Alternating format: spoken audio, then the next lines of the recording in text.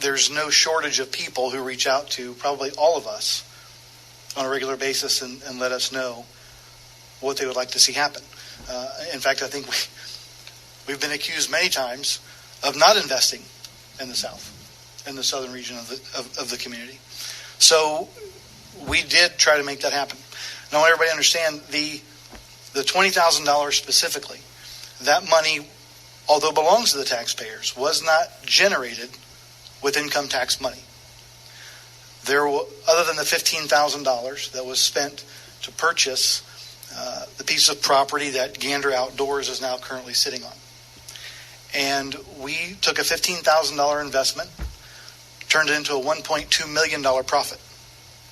That money was then placed by legislation through the creation of what's called our Transformational Economic Development Fund. So we've heard Mr. Schomer, we've used the term TED Fund several times. So we took that profit, put it into our TED Fund, which is specifically earmarked for real estate purchases for the purpose of economic development, transformational economic development. And I know I, for one, certainly felt that revitalization and changing the face of Brandt Pike would be pretty transformational. I mean, I think that's what we created that for.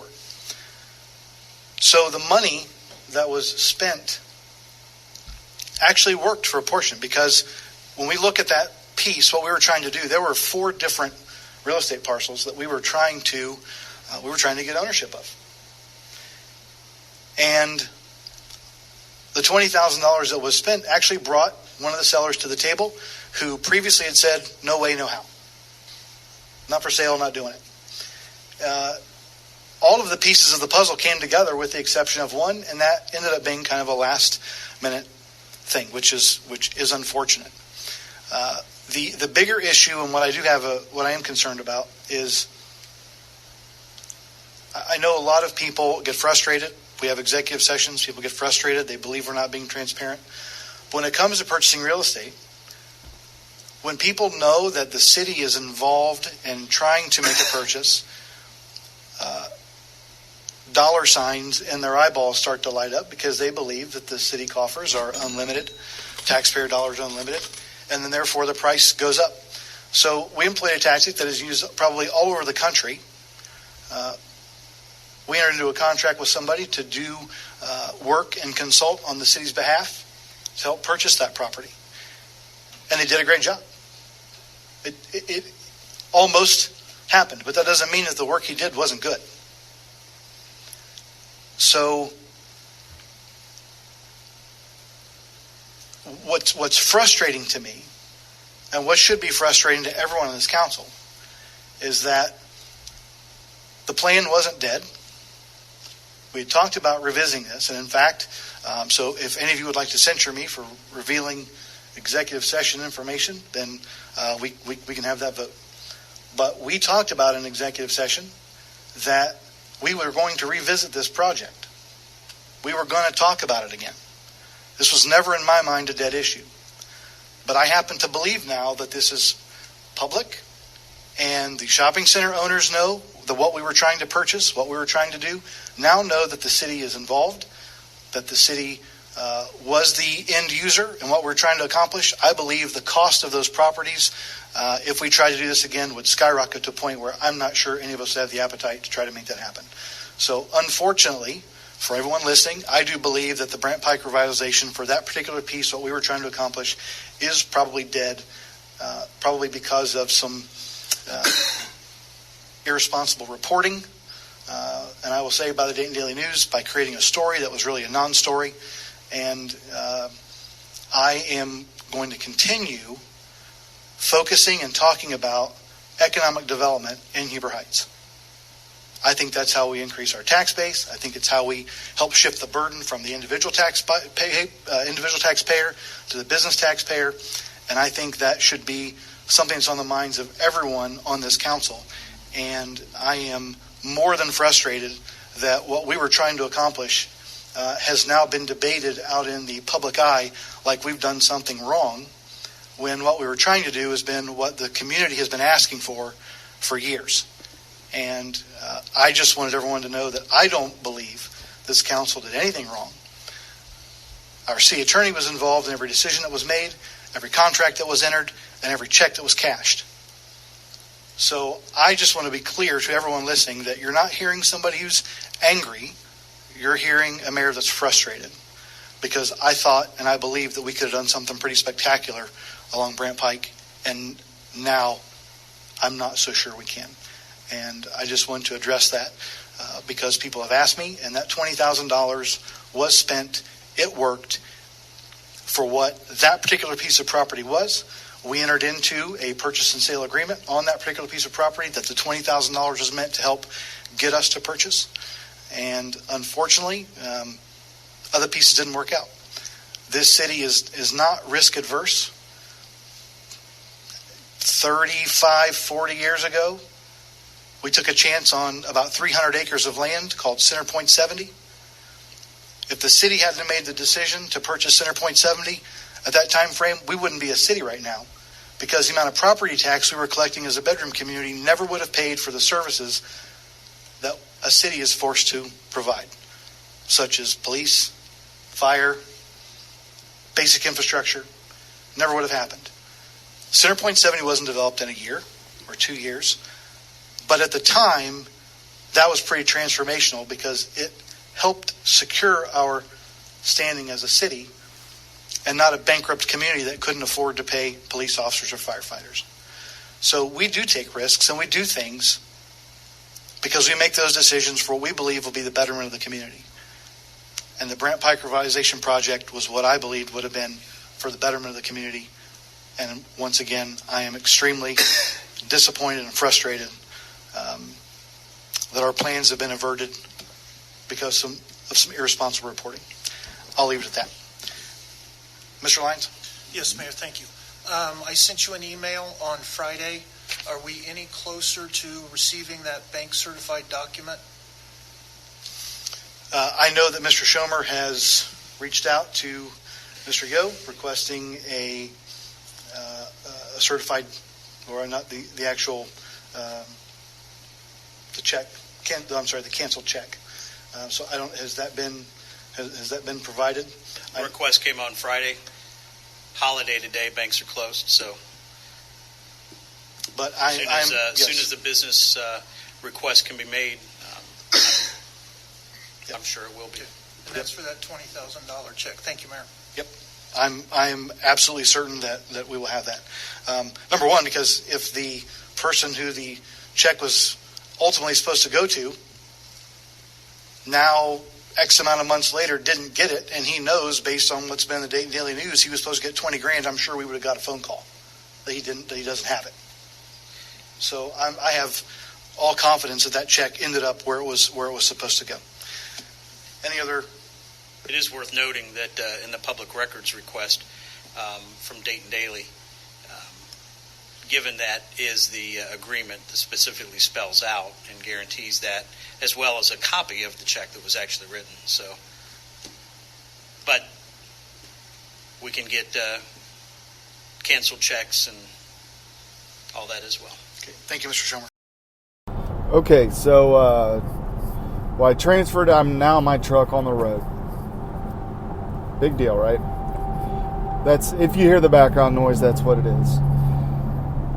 So a couple questions or a couple statements and commentary on this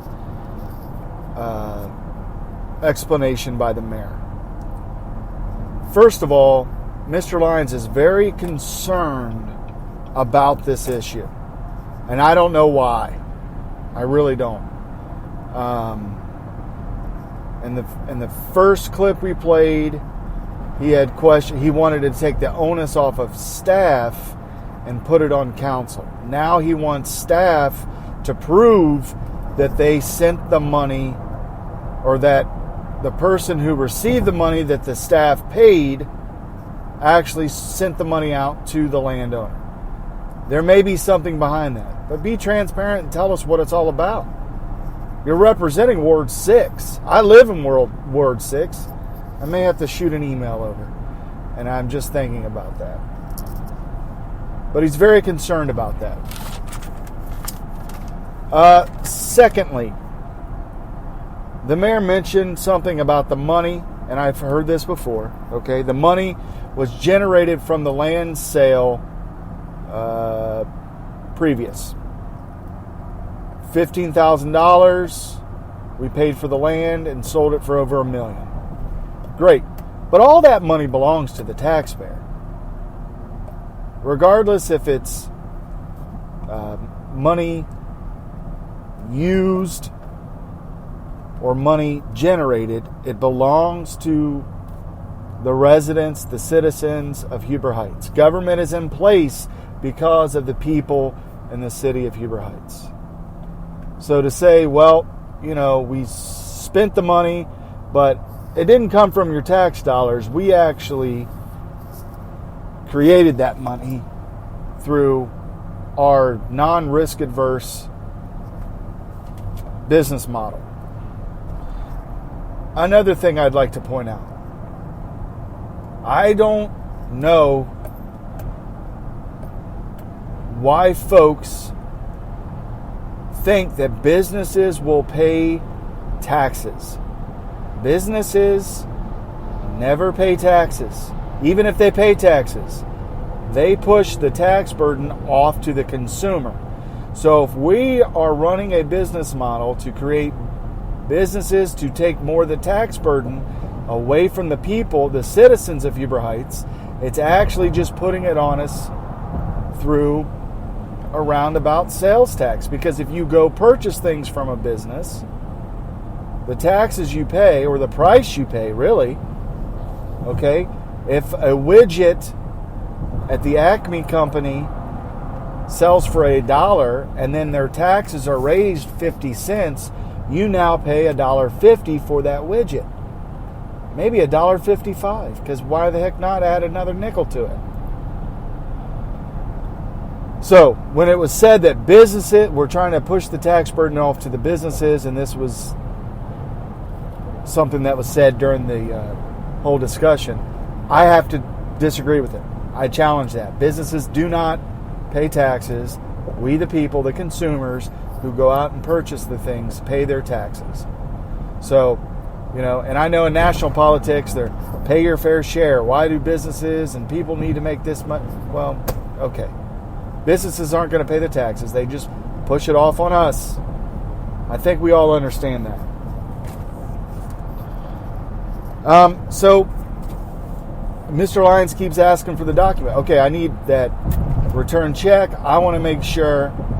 And in a way, I don't disagree with him. I understand that, trust but verify, that old adage. I get it. I do. But at the same time, he always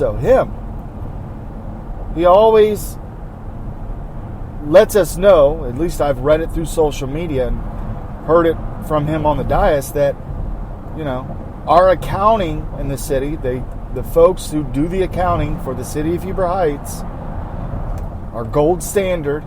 So why would he feel the need to collect that? Why would he feel the need to collect that document if the accounting that he champions every time an election comes around, or whenever he feels that has been challenged, say, well, we have a gold standard accounting staff here in the city of Huber Heights. The money wasn't sent out? Well, I don't understand, guys. I don't understand why that's being brought up. I don't understand why he's been pushing this. Because until, in my belief, that he's pushing this issue, the Dayton Daily News had nothing, they weren't writing stories about this until it was made relevant. And why did they write a story on that, but they didn't write a story on the other issues talked about on September 23rd? I still haven't seen an article about what happened with the court building. I don't know. I don't know how they pick and choose what stories to tell and what not to tell. Because there's a lot of things that we could talk about in the city of Huber Heights through media, but we don't. I don't know. Maybe that's why we do this podcast, yo. So, I'm going to end with this.